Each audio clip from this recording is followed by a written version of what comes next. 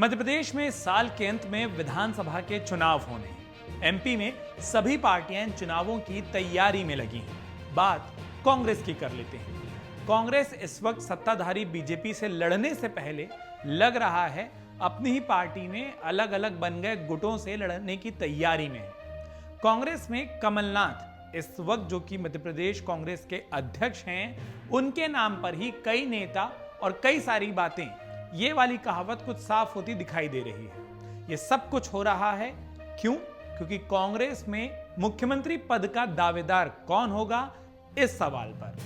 दरअसल कांग्रेस में विधानसभा चुनाव से पहले मुख्यमंत्री कौन वाली जो रेस है वो शुरू हो चुकी है। इस रेस में कई नेता कमलनाथ के साथ हैं तो कई कमलनाथ के खिलाफ भी हैं। ये दिक्कत शुरू हुई थी साल 2023 की शुरुआत के साथ। नए साल की बधाई देने वाले कई सारे पोस्टरों में कमलनाथ के हाथ में ही मध्य प्रदेश की कमान हो, इस तरीके के शब्द लिखे हुए थे। इन सारे पोस्टरों को देखकर ऐसा लग रहा था जिसे कांग्रेस ने कमलनाथ को मुख्यमंत्री पद के लिए अपना उम्मीदवार मान लिया है और कार्यकर्ता भी इसके पक्ष में है। इसीलिए ये सारे पोस्टर मध्य प्रदेश के अलग अलग शहरों में अलग अलग जगहों पर लग रहे थे। लेकिन इसके बाद मध्य प्रदेश कांग्रेस में पद को लेकर असली खींचतान शुरू हो गई। साल की शुरुआत के साथ जहां कमलनाथ का चेहरा ही हर ओर दिखाई दे रहा था, वहीं एक महीना ही बीता था कि फरवरी महीने में अरुण यादव ने कमलनाथ के खिलाफ जाकर बोलने की हिम्मत दिखाई। हिम्मत शब्द इसलिए क्योंकि सारे कार्यकर्ता जब एक सुर में दिख रहे हों, तब एक नेता का अलग कहना कहीं ना कहीं ये माना जाता है कि वो अपनी बात रखने के लिए वक्त लिए हैं, और इसलिए जनवरी में जो पोस्टर लगे उसका जवाब फरवरी में आया। अरुण यादव ने एक टीवी इंटरव्यू में कहा कि सत्ता में आने के बाद ही यह तय होगा कि हमारा मुख्यमंत्री कौन होगा। कमलनाथ फिलहाल प्रदेश अध्यक्ष हैं और उनके नेतृत्व में ही हम प्रदेश का चुनाव लड़ेंगे।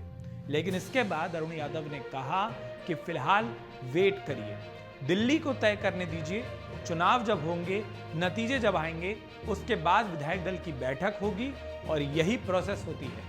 गौरतलब है कि अरुण यादव को ही हटाकर कमलनाथ को मध्य प्रदेश कांग्रेस का अध्यक्ष बनाया गया था, और ऐसे में अरुण यादव का यह कहना बड़ा ही इंटरेस्टिंग हो जाता है, क्योंकि कई लोग ये मानते हैं कि अरुण यादव के हाथ से संगठन की कमान जाना कहीं ना कहीं उनको चुभ रहा था।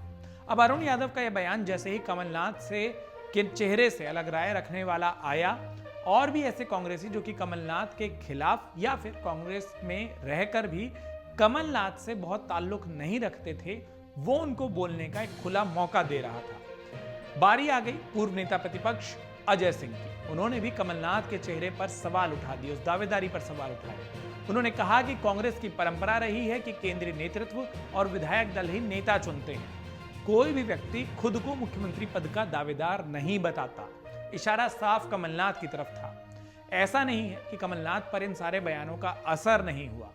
इन सारे बयानों के सार्वजनिक होने के बाद कमलनाथ ने एक बार प्रेस से बात करते हुए कहा था कि वो सीएम पद की दौड़ में शामिल नहीं है और सिर्फ मध्य प्रदेश के बेहतर भविष्य के लिए प्रयास कर रहे हैं। लेकिन उनके प्रयास वाली बात भी लंबी नहीं चली। कुछ दिन बाद ही छिंदवाड़ा में कार्यक्रम हुआ। इस कार्यक्रम में कमलनाथ की मौजूदगी में हजारों कार्यकर्ताओं ने उन्हें मुख्यमंत्री बनाने की कसम खाई।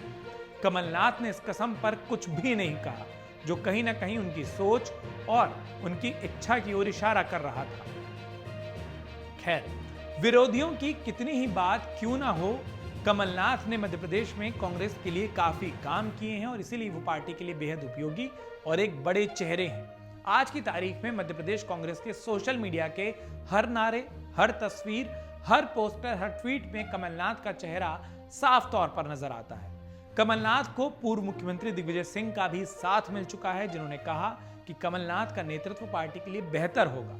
अब देखने वाली बात यह है कि कांग्रेस का हाथ क्या फिर से कमलनाथ के साथ, या फिर कांग्रेस की आंतरिक गुटबाजी चुनावों से पहले और ज्यादा बढ़ जाए और कांग्रेस का ही नुकसान तो न कर देगी। मन से उजाला कर चले, मन से उजाला कर चले, एक अमर उजाला।